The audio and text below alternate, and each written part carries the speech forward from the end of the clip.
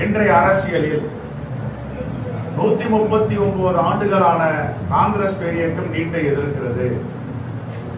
சமீபத்தில் ஆரம்பித்த தமிழக வெற்றி கழகம் தலைவர் விஜயும் எதிர்க்கிறார். ஒரே ஒரு கட்சி மட்டும் ஆதரிக்கிறது, அதுதான் பாரதிய ஜனதா கட்சி. அதில் தங்கமகன் வலிமையாக பேசி வருகிறார்.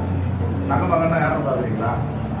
தங்கமகன் என்று அண்ணாமலை அவருக்கு இப்ப தமிழ்நாடு கூட தங்கமகன் வச்சிருக்காங்க. தங்கன்னா ஏன் அவர் மட்டும் கிராமப்புற மாணவர்களுக்கு எதிராகவும் அரசு பள்ளி மாணவ மாணவிகளுக்கு எதிராகவும் போர் குரல் எழுகிறார் என்றால் அதுதான் RSS உடைய சித்தாந்தம். ஏழை எளிய மக்கள் முன்னேறக்கூடாது, கிராமப்புற மக்கள் மேலே வரக்கூடாது, குறிப்பாக அரசு பள்ளியில் படிக்கும் மாணவ மாணவிகள் மருத்துவராகக்கூடாது என்ற நீண்ட நெடிய கால திட்டம் RSS உடைய திட்டம். எந்த காலத்திலும் மாற்றம் வரக்கூடாது, RSS உடைய அஜெண்டா.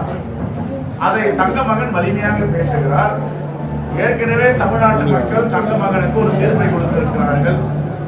நீங்கள் தமிழ்நாட்டில் அந்நியப்படுத்தப்பட்டிருக்கிறீர்கள், தமிழ் மண்ணில் உங்களுக்கு இடமில்லை, அதற்கு எல்லா மக்களையும் அரவணைக்கின்ற கட்சிகள் இருக்கின்றன.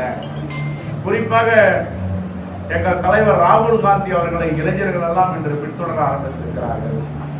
அவருடைய நாடாளுமன்ற உரை என்பது வரலாற்று சிறப்புமிக்க தேசத்திற்கான உரையாக அமைந்திருக்கிறது. ஆகவே தங்கமகன் இனிமேல் அவதூறுகளை பேசுவதும் ஏழை எளிய மக்களுக்கு எதிராக அறிக்கைகள் விடுவதும் குறிப்பாக விளிம்பு நிலை மக்களுக்கு எதிரான ஒரு சார்பை எடுப்பதும் நிறுத்திக் கொள்ள வேண்டும்.